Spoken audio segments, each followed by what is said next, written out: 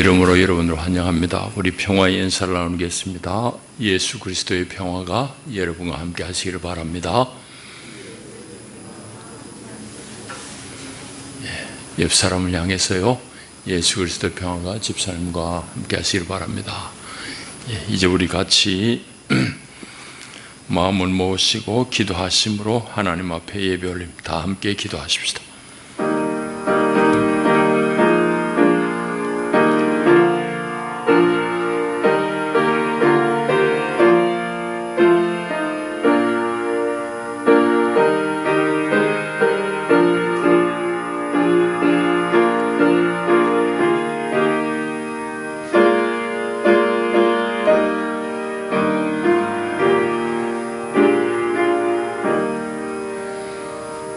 내 영혼아 여호와를 송축하라.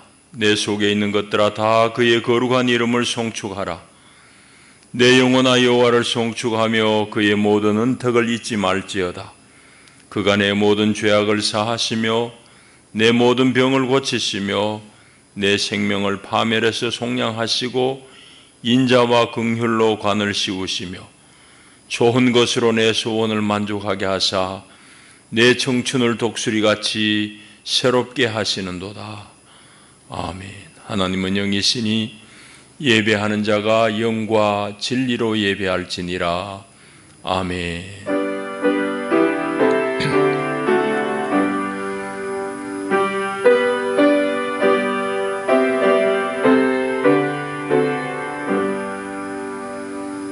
자비하신 하나님, 이 아침도 저희들을 불러주시고 주님의 거룩한 성전에 오를 수 있도록 은혜를 베푸시니 감사합니다.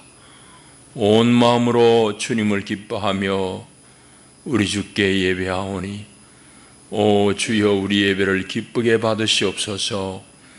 예배하는 주의 백성들 가운데 하늘의 신령한 은혜로 덧입혀 주시옵소서. 예수님 이름으로 기원하옵나이다. 아멘. 우리 다 일어나셔서 25장 찬송 드립니다.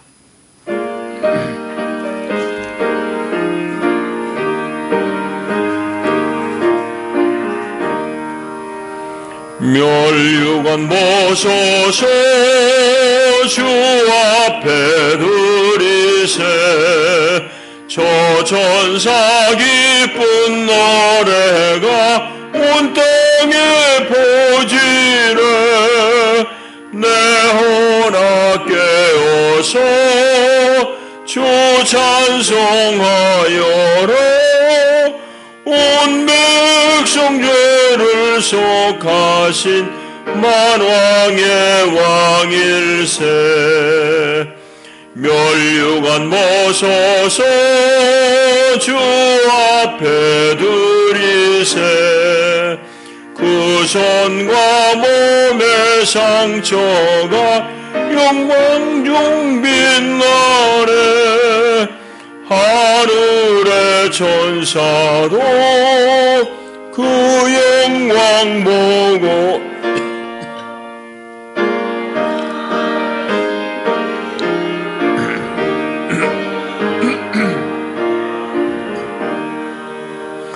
멸류관 보소서 주 앞에 드리세 온 세상 전쟁 그치고 전 평화 오겠네 주 보좌 앞에서 온 백성 엎드리 그 한량없는 영광을 늘 찬송합니다.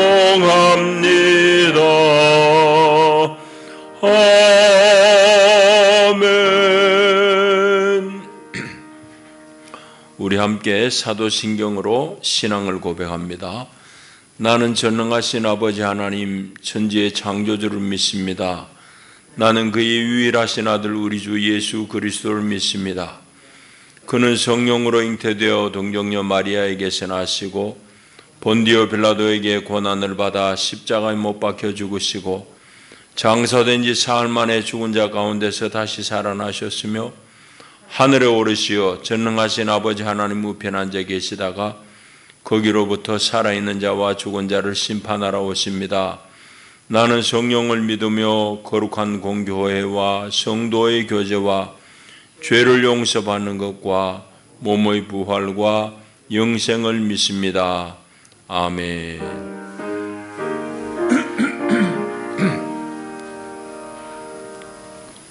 박소창 장로님 기도하시겠습니다.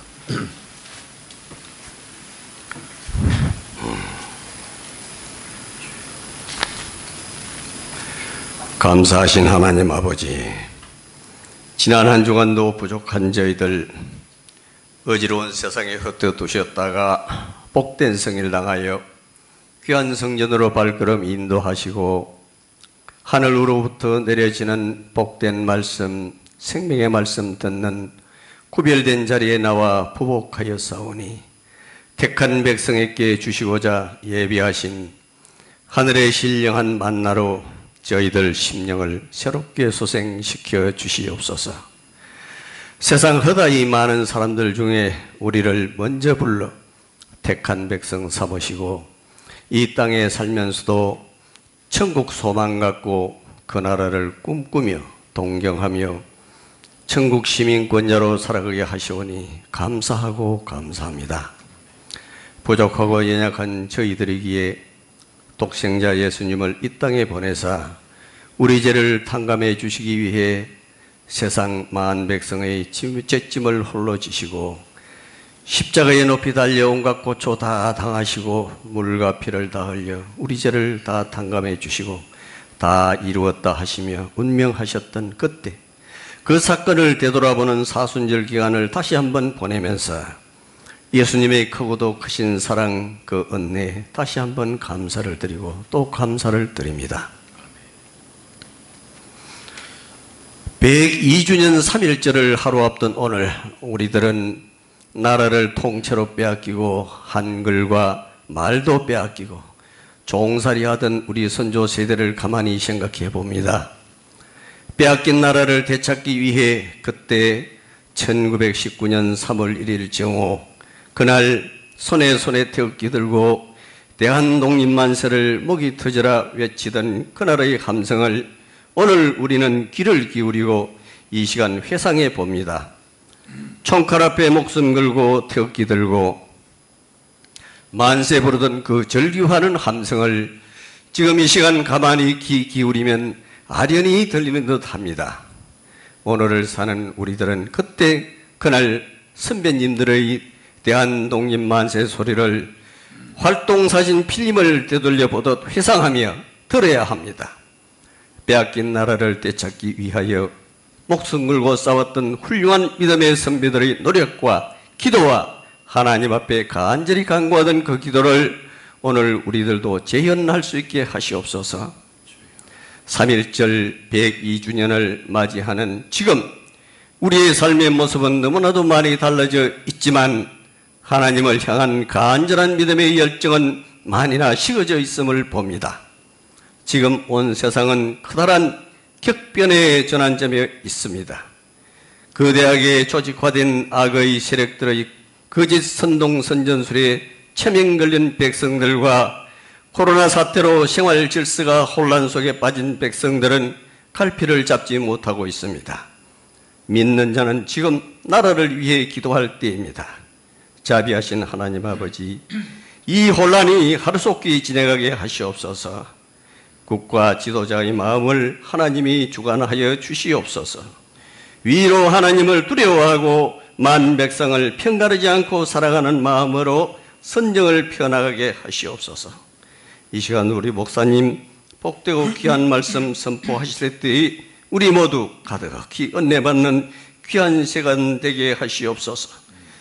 아무 공로 없는 죄인이 예수님 이름 받들어 간절히 기도드렸사옵나이다.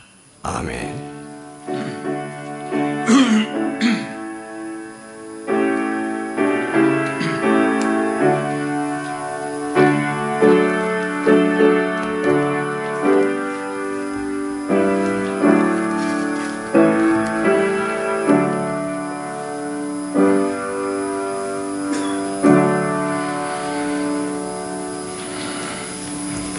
하나님 주시는 말씀 신약 성경 마가복음 8장의 말씀입니다.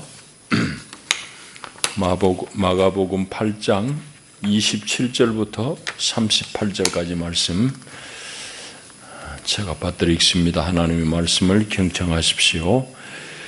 예수와 제자들이 빌립보 가이사랴 여러 마을로 나가실새 길에서 제자들에게 물어 이르시되 사람들이 나를 누구라 하느냐. 제자들이 여짜와 이르되 세례 요한이라 하고 더러는 엘리야 더러는 선지자 중에 하나라 하나이다. 또 물으시되 너희는 나를 누구라 하느냐. 베드로가 대답하여 이르되 주는 그리스도 신이이다 하매 이에 자기의 일을 아무에게도 말하지 말라 경고하시고 인자가 많은 고난을 받고 장로들과 대제사장들과 서기관들에게 버림받아 죽임을 당하고 사흘 만에 살아나야 할 것을 비로소 그들에게 가르치시되 드러내놓고 이 말씀을 하시니 베드로가 예수를 붙들고 항변하매 예수께서 돌이키사 제자들을 보시며 베드로를 꾸짖어 이르시되 사단아 내 뒤로 물러가라. 내가 하나님의 일을 생각하지 아니하고 도리어 사람의 일을 생각하는도다 하시고 무리와 제자들을 불러 이르시되 누구든지 나를 따라오려거든 자기를 부인하고 자기 십자가를 지고 나를 따를 것이니라. 누구든지 자기 목숨을 구원하고자 하면 잃을 것이요 누구든지 나와 복음을 위하여 자기 목숨을 잃으면 구원하리라. 사람이 만일 온 천하를 얻고도 자기 목숨을 잃으면 무엇이 유익하리요? 사람이 무엇을 주고 자기 목숨과 바꾸겠느냐? 누구든지 이 음란하고 죄 많은 세대에서 나와 내 말을 부끄러워하면 인자도 아버지의 영광으로 거룩한 천사들과 함께 올 때에 그 사람을 부끄러워하리라. 아멘. 기도하십시다. 하나님 아버지 감사합니다.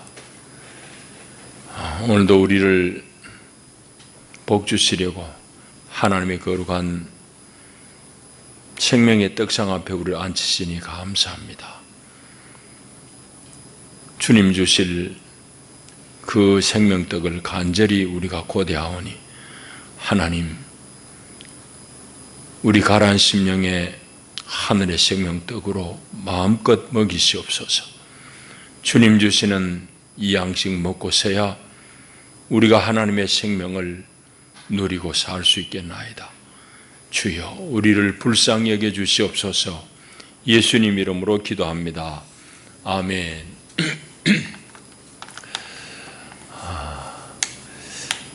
제가 이제 청년 시절 때 신앙생활을 했던 어떤 교회 장로님 얘기를 여러분들에게 전합니다. 그분은 이제 본시 이북분인데 월남한 실향민이에요. 한국 전쟁 통해 대구까지 내려와 가지고 사업을 크게 일으킨 분입니다. 대구에 여러분 잘 아시는 대로 이제 직물 공장이 많습니다. 직물업을 크게 하신 분이에요. 그래서 성공을 하신 그런 분인데 뭐 이북에서 내려왔으니 얼마나 외로웠겠습니까?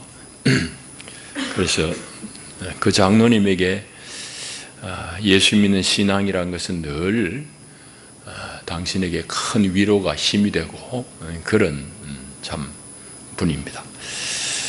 한 번은 제가 이제 군대에 있을 때에 매주일 못 가니까 오랜만에 이제 교회 가서 예배를 하는데 마침 그 장로님이 이제 대표 기도하는 날이었어요. 기도를 하시는데 난 다 잊어버렸는데 이 한마디는 아직까지 기억이 납니다. 하나님 아버지 우리에게 복을 이빠이 주시옵소서. 나는 기도하다가 내가 빵 터질 뻔했는데 하여튼 그분의 그 음성과 모습이 생생합니다. 이제 돌아가신 지 한참 되는데요. 그래서 그분은 뭐 돈도 있고 그러니까 교회에 많은 그런 기여를 하신 분입니다. 목사님 오실 때마다 뭐 좋은 승용차도 늘 이제 목사님에게 드리기도 하고 하는 그런 아주 훌륭하신 분인데, 그런데 그분에게 이제 한 가지 문제가 있습니다. 한두 번 같으면은 뭐 이제 다르게 생각할 수도 있는데, 제가 쭉 봐보니까 여러 번 목사님이 바뀔 때마다 늘 그 장로님과의 갈등이 이제 문제가 돼요. 그런 경우를 봤습니다. 여러분, 이런 경우는 뭐 특별한 케이스가 아닙니다. 우리 한국 교회에 상당히 일반화된 현상입니다. 그렇게 성실하게 사업을 하고 열심으로 살고 외로워서 예수님 찾고 또 신앙 안에서 힘을 얻어가지고 교회를 세우는데, 건축하는데 충성을 다하고 헌신하고 그랬는데, 그런 분이 도대체 뭐가 문제냐는 얘기입니다. 이제 문제가 돼요. 무엇이 문제인지를 오늘 본문에서 이제 우리 좀 얘기를 나누려고 합니다. 오늘 우리가 읽은 이 본문은 우리가 잘 아는 내용입니다.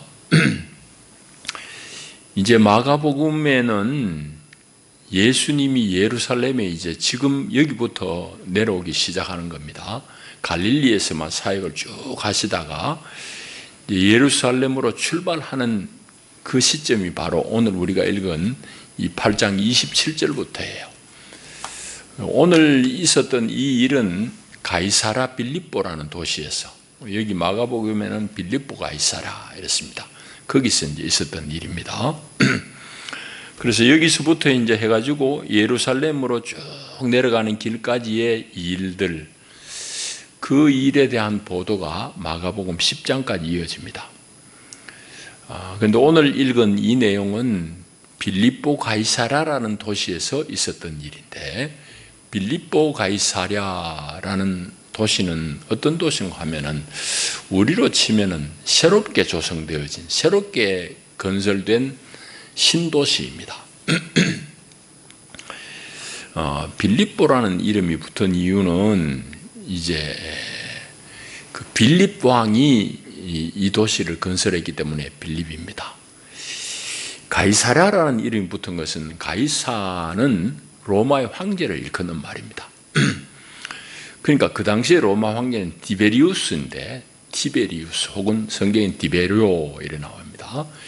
디베료 황제를 숭상하고 이름을 높이는 도시로 분봉왕 빌립이 건설한 도시예요. 몇 주 전에 말씀드렸습니다만, 분봉왕 빌립은 헤롯 대왕의 아들 중에 하나입니다.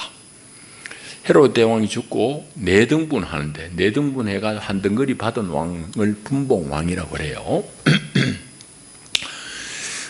그 빌립 왕은 지난번에도 제가 이제 소개했지만은 클레오파트라하고 헤롯 대왕하고 사이에서 난 아들입니다. 다른 아들들보다 상당히 지혜로워요. 똑똑한 사람입니다. 근데 이 아들 빌립 왕이 다스린 지역은 이스라엘 땅 제일 북쪽 지방입니다. 거기에 이제 가이사라 빌립보라는 도시를 건설합니다. 이제 거기에서 있었던 일입니다.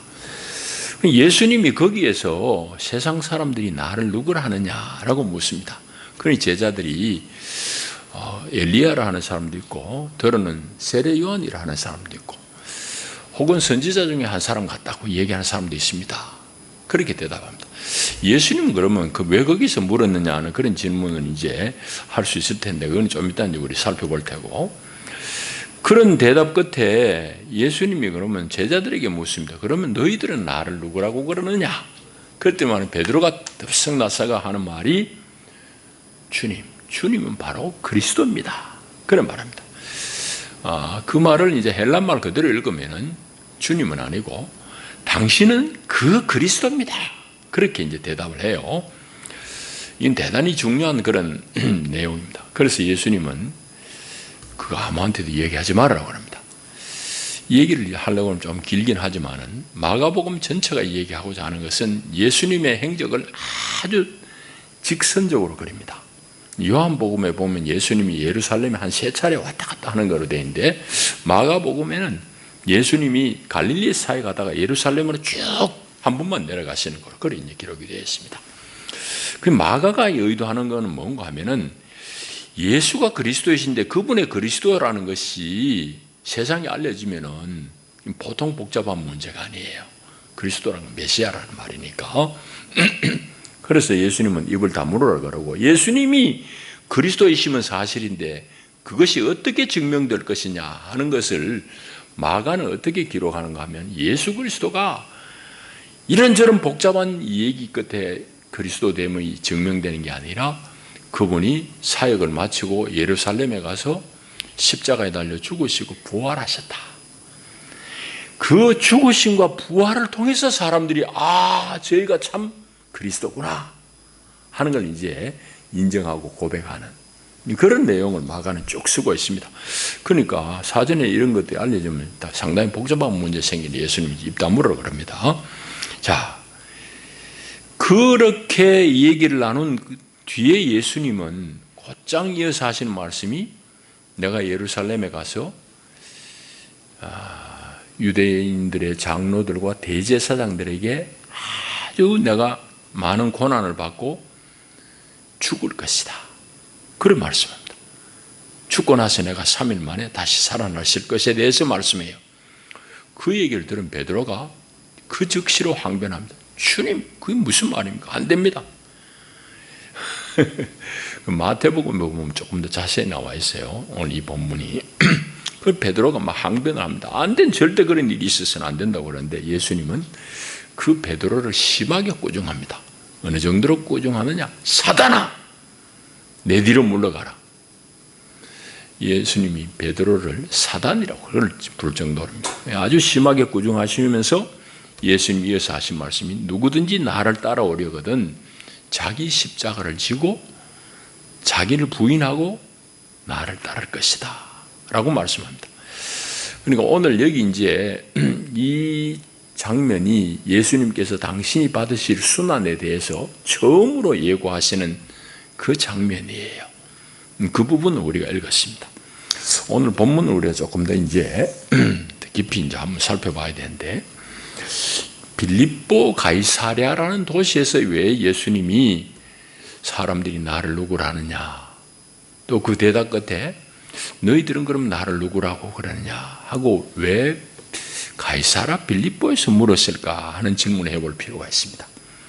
그럼 방금도 얘기했듯이 가이사랴 빌립보는 빌립보 왕이 가이사랴 디베로를 기념하고 황제 신상을 세우고 황제 숭배의 중심입니다. 그 당시에 이제 로마의 일반적인 종교적인 성향은 황제를 신으로 섬기는 황제 신앙이 일반화된 그런 시대입니다. 그 얘기는 뭔가 하면 로마의 황제가 바로 나의 주인이다, 주다 이 말입니다. 근데 기독교 신앙은 뭐예요? 우리는 이미 세월이 지났지만 예수가 주다고 고백하잖아요. 주 예수라 이 말은. 그래, 그리스도인이란 말도 사실은 그리스도를 추종하는 사람이라고 제가 말씀드렸지요. 근데 그 당시에 사람들은 다 가이사를 추종하는 사람들입니다. 가이사를 추종하는 사람들이에요. 그런데 저 예수 믿는 사람들을 보니까 가이사의 말을 따른 게 아니고 그리스도라는 사람을 말을 따르는구나 해서 그리스도인, 그렇게 이제 이름을 붙인 겁니다. 자, 그러니까 가이사랴 빌립보에서 예수님이 이렇게 물은 이유는, 세상 사람들은 다 황제를 주라고 그러는데 너희는 그러면 나를 누구라 하냐? 조금 달리 얘기하면 너희들이 주는 누구냐? 이 질문입니다. 예수님이 이제 그걸 얘기하는 거예요. 말하자면 예수님에 대해서 어떻게 이해하는지 예수님은 확인시키고 싶어서 가이사랴 빌립보, 황제를 신으로 숭배하는 그 도시에서 예수님 물었다 이 말입니다. 그런데 세상 사람들이 이렇게 저렇게 대답하는데 베드로에게 제자들에게 물었을 때 베드로가 한 대답은 당신이 바로 그 그리스도입니다. 그렇게 대답합니다. 우리 번역에는 주는 그리스도 신이다 이렇게 번역되어 있지만은 이걸 헬라말 그대로 읽으면은 당신은 그 그리스도입니다. 그 그리스도라는 말은 무슨 말인가 하면은 구약 시대 때부터 오랜 동안 우리가 고대에 맞이 않았던 바로 그 사람입니다. 이 말입니다. 자, 그렇게 대답해요. 그런데 예수님은 그 대답 끝에 여기는 안 나오지만은 마태복음에 보면은 그 베드로의 신앙 고백에 대해서 예수님이 대단히 칭찬하잖아요. 바요나 시므나 복이 있다. 너를 이거 알게 하는 이는 혈육이 아니라 하늘의 아버지다. 그런 정도는 칭찬해요. 그렇게 해놔놓고 예수님은 곧장 이제 이어서 하신 말씀이 인자가 많은 고난을 받고 장로들과 대제사장들과 서기관들에게 버림받아 죽임을 당할 것이고 그리고 사흘 만에 다시 살아나리라 그럽니다. 그 얘기를 들은 베드로가 32절을 보면은 대놓고 베드로가 예수를 붙들고 항변합니다. 우리말로는 항변한다고 되어 있지만은 이것도 역시 마찬가지예요. 33절에 예수님이 베드로를 꾸짖었다 했잖아요. 꾸짖다는 말하고 항변한다는 말하고 이것도 원문에 보면 같은 단어를 쓰고 있어요. 그러니까 베드로가 예수님을 꾸짖었다고 그러니까 우리 번역이 조금 어색해가지고 그렇지만 실질적으로는 베드로가 예수님을 꾸중하는 거야. 주님 그게 무슨 소리고 말도 안 되는 소리다고 막 그렇게 이제 꾸중을 합니다. 왜 베드로가 예수님 향해서 그렇게 꾸중했을까요? 말도 안 되는 소리라고 왜 꾸중했냐 이 말이지. 그 얘기는 왜 그런가 하면은 베드로를 포함해서 유대인들이 기대하는 그리스도라는 말은 메시아입니다. 메시아. 구약에서 메시아가 신약에 넘어서 헬라 말로 그리스도라는 말로 번역이 된 거예요. 그러니까 구약에서부터 메시아를 고대하고 있습니다. 그러니까 바로 당신이 우리가 고대하던 그 메시아입니다. 이 고백입니다. 베드로가. 그런데 예수님이 죽을 거라고 그러니까 베드로가 화가 나가지고 꾸중을 하는 거예요. 우리가 고대하는 메시아가 그런 메시아가 아닌데 당신 무슨 엉뚱한 소리 하느냐 이 말이지. 당신 죽으면 그 메시아가 안 된다 이런 말이기도 하고요. 그러니까 베드로를 포함한 모든 그 당시에 유대인들이 고대하는 메시아는 대단한 권능을 가지고 이 땅에 와가지고 우리를 압제하는 로마 제국의 모든 권력들을 다 정리해버리고 이 하나님의 백성들을 해방시키는 그런 메시아로 고대하고 있는데 죽을 거라고 그러니까 이게 자기들이 기대하고는 완전히 엉뚱한 소리잖아. 그러니까 막 예수님을 꾸중하는 거야. 우리 번역에는 항변했다 하는 이유가 바로 거기에 있습니다.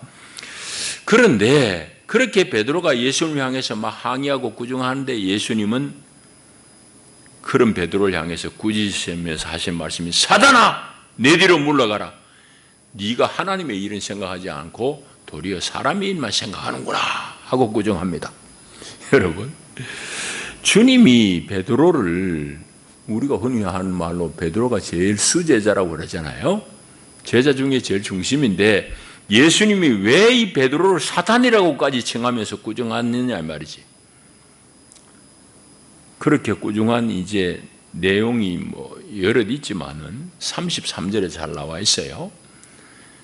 네가 하나님의 일을 생각하지 않고 도리어 사람의 일을 생각하는도다. 예수님이 베드로를 사단이라고까지 칭하신 이유, 꾸중하신 이유는 베드로의 마음 중심에, 심중에 뭐가 자리 잡고 있는가 하면은 자신의 생각, 사람의 관점이 중심에 있다는 겁니다. 오늘 우리가 다뤄야 될 본문의 내용이 주로 그게 핵심입니다. 베드로는 아주 주님 앞에 충성되고 헌신되고 용맹스러운 제자임에는 분명하지만은 신앙 고백도 잘했지만은 그 중심에는 늘 사람의 일이 중심에 있어요. 그게 이제 예수님한테 꾸중들은 결정적인 이유입니다.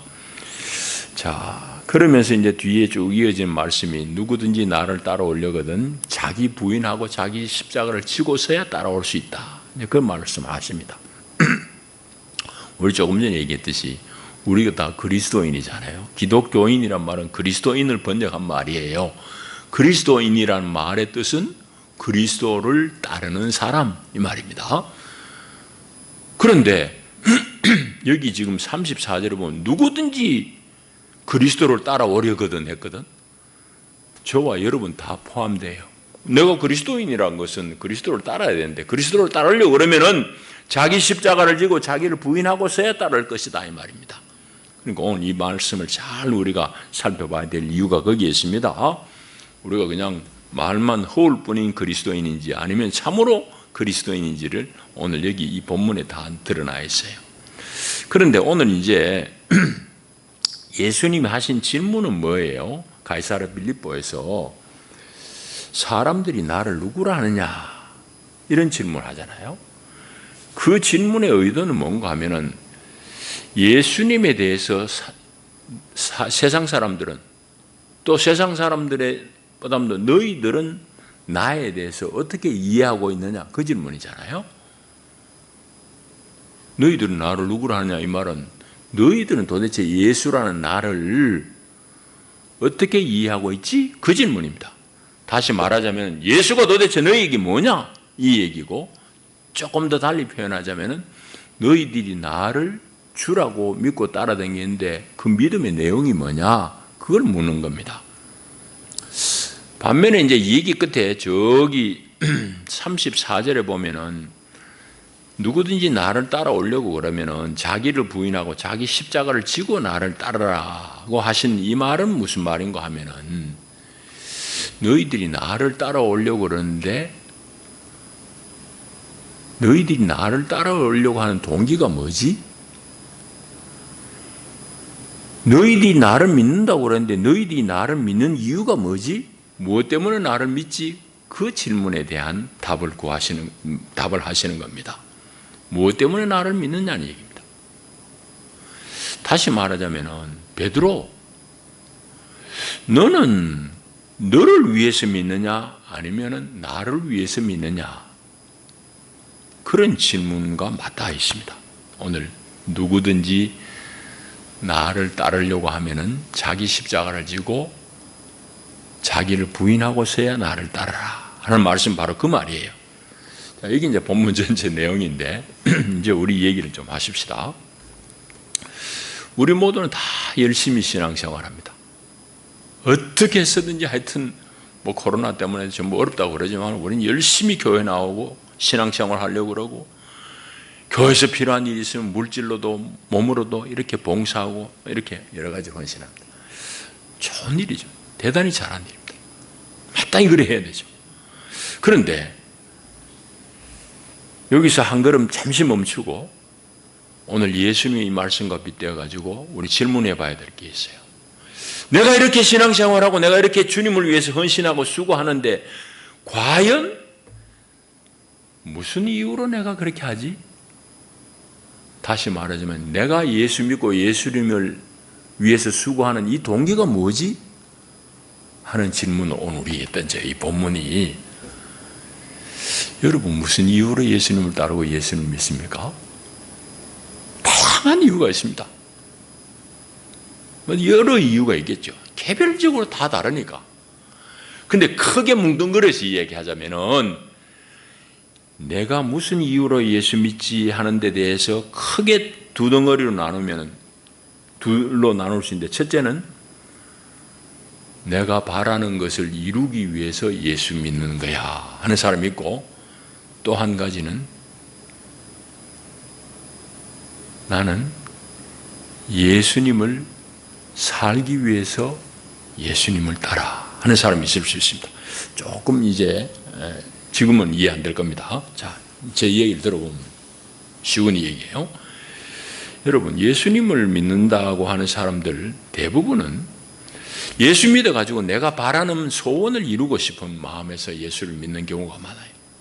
내가 예수 믿어서 좋은 대학에 가고 싶고 내가 예수 믿어가지고 좋은 직장에 취직하고 싶고 내가 예수 믿어가지고 좋은 배우자를 만나고 싶고 내가 예수 믿으면 내 몸이 더 건강해질까 하는 그런 기대에서 아니면 내가 예수 믿어가지고 내 사업이 더 성공하고 크게 되기 위해서 뭐 이렇게 이제 우리가 다 예수 믿습니다.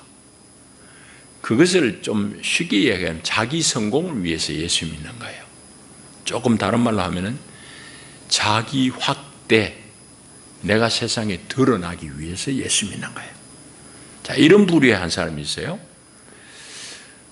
그런데 성경이 진짜 우리에게 말씀하는 말은 두 번째입니다. 그건 뭔가 하면은 내 안에 그리스도가 분명해져서 내가 예수 그리스도의 생명으로 사는가? 이걸 위해서 예수 믿는 사람도 있습니다. 그걸 이제 좀 다른 말로 얘기하면은 내면의 근본적인 변화를 위해서 예수 믿는 사람이 있을 수 있어요. 자, 이 둘이 있습니다. 이 둘, 크게 얘기하면 이 둘로 나눌 수 있어요. 근데 대개의 경우는 저와 여러분, 모든 우리 한국 교회 교인들, 세상의 성도들 다 마찬가지지만은 대부분의 경우에 있어서는 성도들도 세상 사람들과 똑같이 자기 성공을 위해서 예수님을 믿습니다. 자기를 더 확대하고 드러내는 일에 성공하기 위해 가지고 몰두하면서 표면적으로는 기독교적인 교양을 열심히 쌓는 그런 정도의 신앙생활을 하고 있습니다. 그건 나쁘다고 얘기할 수는 없지만은 그건 신앙의 본질은 아니에요. 온전한 신앙은 아니에요. 그러니까 조금 전에 얘기했듯이 내가 서두에 그 장로님 누가 봐도 교회 헌신도 많이 하고 수고도 많이 하는데 좀 수만 틀리면 목사 내쫓아 보내는 거예요. 그거는 거기만 있는 일이 아니잖아요. 늘 보는 대로 해요. 여러분, 그러니까 그 신앙은 온전하지 않다 이 말이에요. 그러니 이 예수님이 하신 말씀이 갈라디아에서요. 바울이 쓴 그 갈라디아 2장 20절의 말씀을 읽어보면 짝이 잘 맞는 말씀이에요. 그걸 잘 읽어보면 우리가 이해가 쉬워요. 갈라디아 2장 20절은 여러분 잘 아시고 영어대로입니다만은 내가 그리스도와 함께 십자가에 못 박혔나니 그런즉 이제는 내가 사는 게 아니요 오직 내 안에 그리스도께서 사시는 것이라. 그럼 바울이 자기 신앙을 고백한 거예요. 그런데 그건 예수님이 오늘 하신 말씀은 누구든지라고 그랬으니까 그건 바울만 그래 사는 게 아니라 저와 여러분도 그래 살아야 돼요. 나는 십자가에 못 박혀버렸고 이제는 내 안에 그리스도가 사는 것이다. 그런 고백까지 나아가야 돼요. 우리 신앙은. 이 지점이 바로 우리 성도가 세상 사람들과 결정적으로 구별되는 지점입니다. 이해되죠? 그러니까 여러분들이 병 낫기를 기도하지 말라는 얘기도 아니고 자식 잘 되라고 대학에 잘 들어가라고 기도하는 게 나쁘다는 얘기 아니에요. 신앙의 본령이 뭐냐, 중심에 뭐가 있느냐는 얘기입니다. 여러분, 그래서 예수님은 오늘 여기 더 헷갈리지 말라고 분명하게 얘기해요. 누구든지 나를 따르려면은 자기 부인하고 십자가를 지고 나를 쫓아라. 여러분, 십자가를 진단 말은 십자가는 뭐예요? 죽는 자리가 십자가지. 힘든 일 견디고 이런 차원만은 아니에요. 십자가를 진다 이 말은 자기를 죽음에 던진다 이 말이죠. 그래서 자기 죽음을 경험하고 이제는 나의 어떤 것을 다 내려놓고 주님을 따라야 된다 이 말입니다. 그 말씀을 예수님은 뒤에 이제 좀 더 부연해서 설명해요. 35절에 보면은 누구든지 나와 복음을 위하여 자기 목숨을 잃으면 구원하리라 그랬잖아요. 그러니까 십자가를 지고 자기를 부인한다 이 말은 주와 그의 복음을 위하여 자기 목숨을 잃을 각오를 하면은 구원받는다 이 말입니다. 그 말하고 통해요. 그럼 이 말이 무슨 말이냐, 의미가 뭐냐는 얘기를 할 때에 아주 추상적으로만 들립니다. 그런데 이 본문이 예수님에게서 하시는 말씀의 의미를 우리가 잘 핵심을 잡아야 돼요. 그런데 이제 훨씬 우리 신앙의 근본적인 질문에 대한 예수님 말씀입니다. 그건 뭔가 하면은 제가 쉽게 이야기하면은 내가 예수 믿어가지고 자꾸 내가 어떻게 되고 내가 어떻게 더 잘 되고 이런 자기의 관심, 이거로부터 예수 믿게 되게 되면은 점차 예수 그리스도, 영원하신 생명이신 예수 그리스도를 알게 돼요. 그리고 영원한 생명이신 주님과 그분의 세계가 더 좋고 더 귀해서 내 관심이 그리로 자꾸 옮겨지는 거예요. 그러니까 세상 사람들이 다 구하는 대로 내 일신의 영화, 잘 되는 거, 성공, 이런 것에서부터 출발은 했을지 모르지만은 이제 자기를 부인하고 십자가를 지고 예수님을 따른다 이 말은 이제는 나의 어떤 관심을 좀 내려놓고는 나의 근본인 하나님, 나의 생명의 근원이신 주님, 그분의 세계를 더 관심 갖게 된다 말이에요. 그게 이제 바로 오늘 본문이 말씀하는 내용입니다. 그래서 예수님은 이제 마태복음 산상설교에서 그렇게 말씀하셨어요. 다 통하는 말씀이에요. 무엇을 먹을까, 무엇을 입을까, 무엇을 마실까 염려하지 말아라는 거예요. 이런 것들은 다 이방 사람들이 구하는 것인데 너희는 먼저 아버지의 나라와 그의 의를 구하라. 그리하면 하늘의 아버지께서 너희에게 이 모든 것을 더해 주실 것이다 라고 그런 말씀합니다. 예수님의 그 산상수훈하고 오늘 이 본문의 말씀하고도 역시 같은 말씀이에요. 여러분, 자, 그러면은 우리 신앙이 미숙하다 혹은 신앙이 좀 혼돈스럽다 하는 것은 어디에서 나오느냐? 결국은 오늘 이 문제입니다.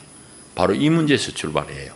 이 지점이 우리 신앙을 성숙으로 이끌기도 하고 미숙한 상태에 머물기도 하고 그래요. 여러분, 그건 개인도 마찬가지, 교회도 마찬가지입니다. 교회라는 게 뭐 다른 겁니까?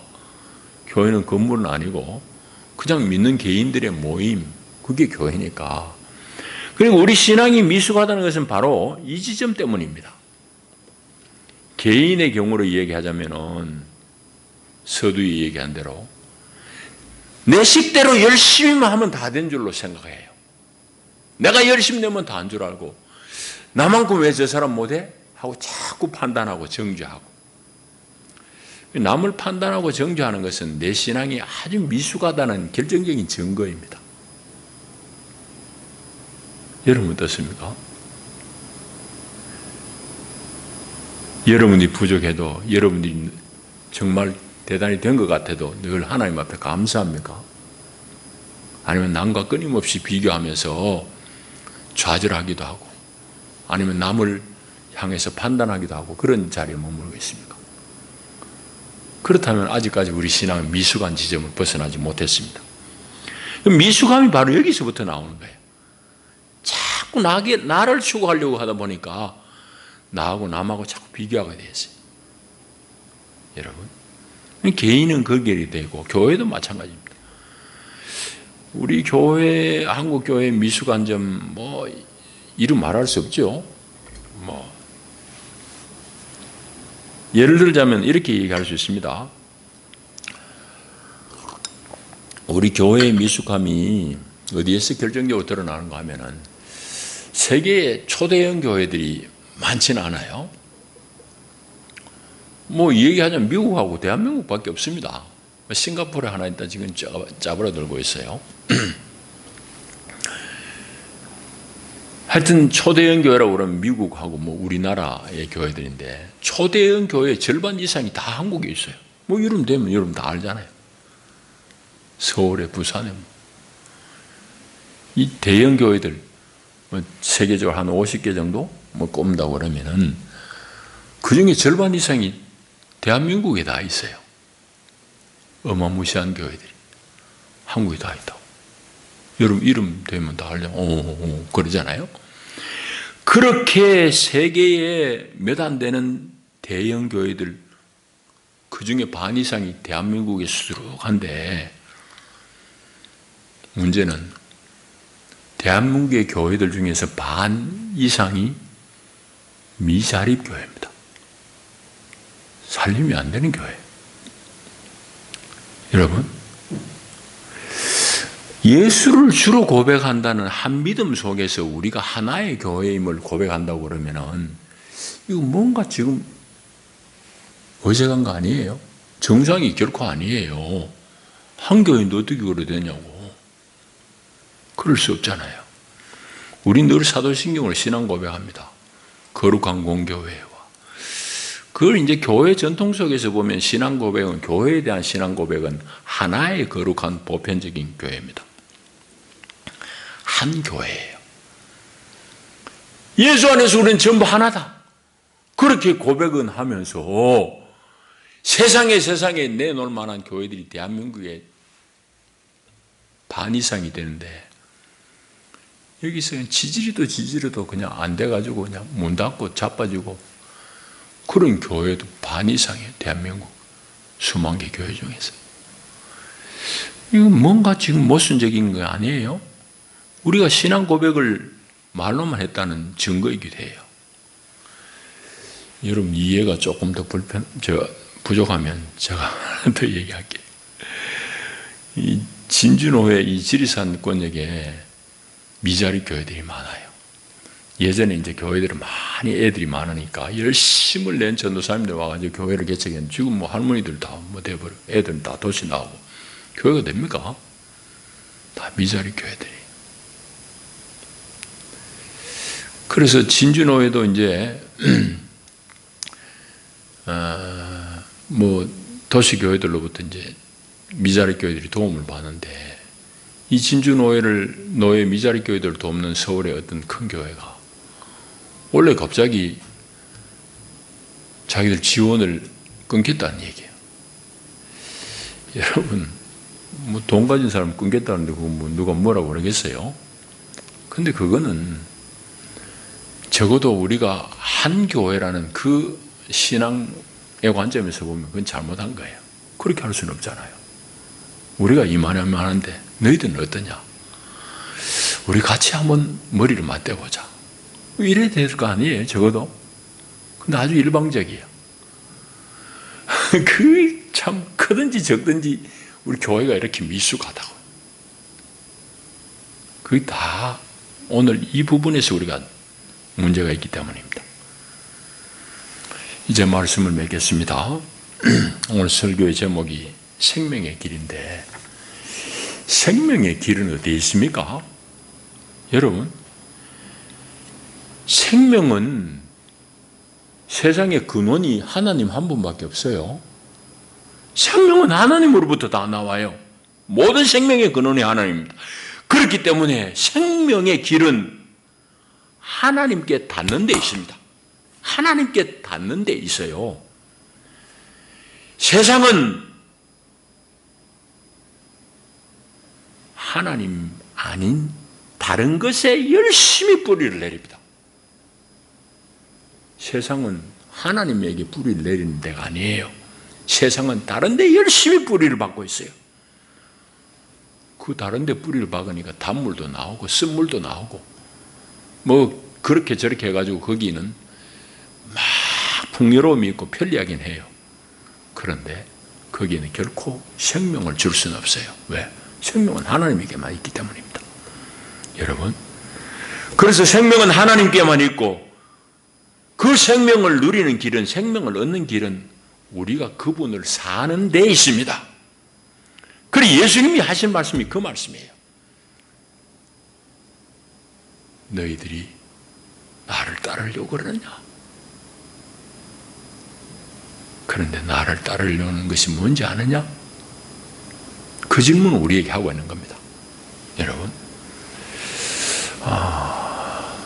여러분들이 하나님 앞에 기대하는 거 다 내려놓아라는 얘기를 하는 게 아닙니다. 예수님도 그랬잖아요. 먼저 잘 입어야지, 잘 살아야지, 성공해야지, 그건 이방인들이 다 구하는 거고, 너희는 먼저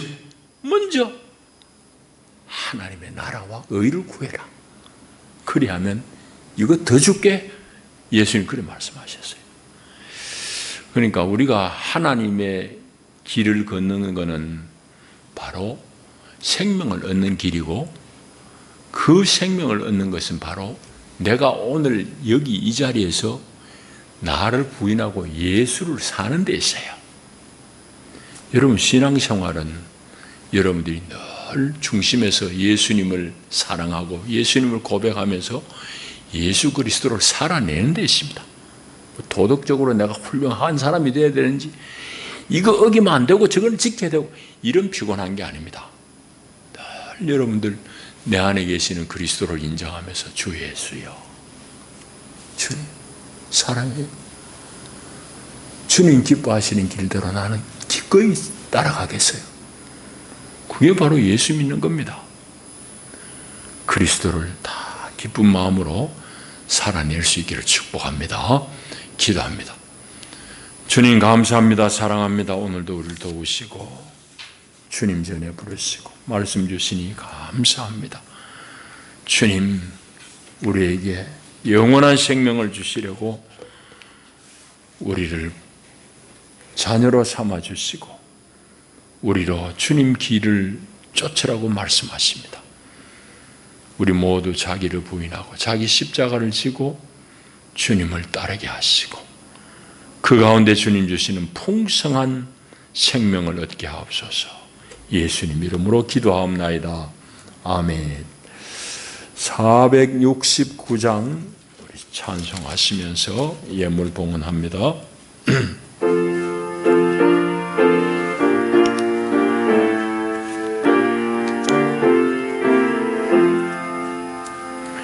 내 주 하나님 주만 따라가게 하소서.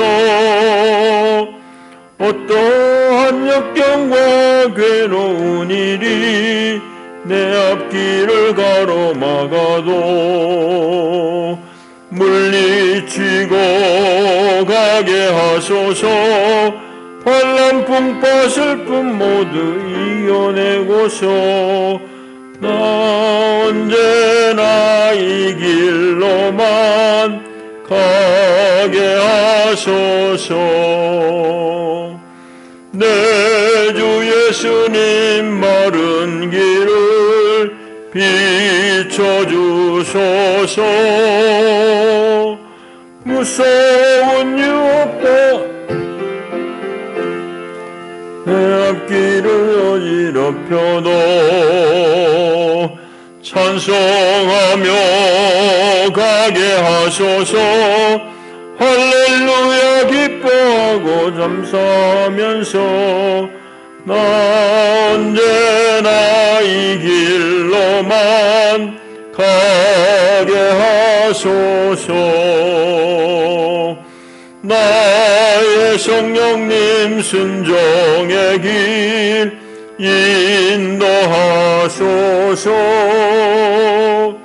한없이 놀랍고 크신 사랑이 내 앞길을 인도하시니 감사하며 가게 하소서.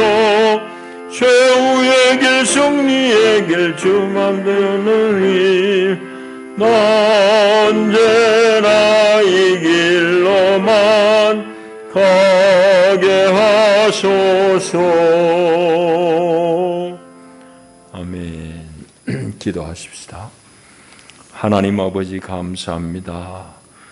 우리를 세상 가운데 건져내시고 하나님의 거룩한 나라로 우리를 옮기시니 감사합니다. 하나님 구원하신 은혜와 우리 삶 가운데 여러 피로를 접어주시는 그 사랑에 감사해서 우리가 우리 온 몸과 마음을 주님께 드립니다. 우리는 주님의 것입니다. 주님 마음껏 사용하여 주시옵소서. 온 마음과 몸을 다 드리오니 주님 받으시옵소서. 그 마음으로 우리가 이 물질을 드립니다. 주여 받으시고 주님 친히 축복하여 주시옵소서. 우리의 마음의 소원을 감찰하시는 주여, 우리 피로를 아시는 주여, 주님 채워 주시옵소서. 우리 연약한 몸을 주님 만져주시고 온전케 하여 주시고 늘 강건한 믿음 가운데 주를 고백하며 주를 따르게 하옵소서. 예수님 이름으로 기도하옵나이다. 아멘. 교회 소식 주보를 봐주시기 바랍니다. 우리 예배당 동편에 경사로 공사를 진행하고 있습니다. 이번 주에 다 될 줄 아는데 인부들이 잘 안 구해지는지 조금 늦습니다. 다음 달 봉사하실 분들 보고 수고해 주시기 바라고, 정기 노회를 앞두고 시차례가 화요일 날 있습니다. 이제 일어나셔서 인사를 나누겠습니다. 잘 오셨습니다. 반갑습니다.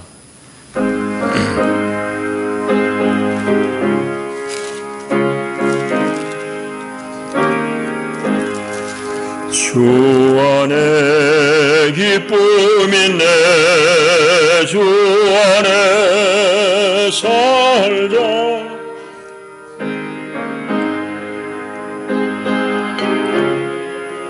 주 안에 살자. 불안이 연기처럼 스며들어도 주 안에 사는 마음 기쁨 넘치. 주 안에 사랑 있네. 주 안에 살자. 주 안에 소망 있네. 주 안에 살자. 검푸른 성난 파도 밀어덮쳐도 주 안에 사는 마음 평화 넘치네. 주 예수의 은혜와 하나님의 사랑과 성령의 교통하심이 참으로 우리의 생명이신 예수 그리스도를 추구하며 어떤 일을 만나든지 우리 안에 계시는 주님과 함께 넉넉히 이기며 그 길들을 잘 걷기를 결단하는 하나님의 사람들 위해, 저들의 경영하는 일과 가정 위에 영원히 함께 하시기를 축원하옵나이다. 아멘. 아멘.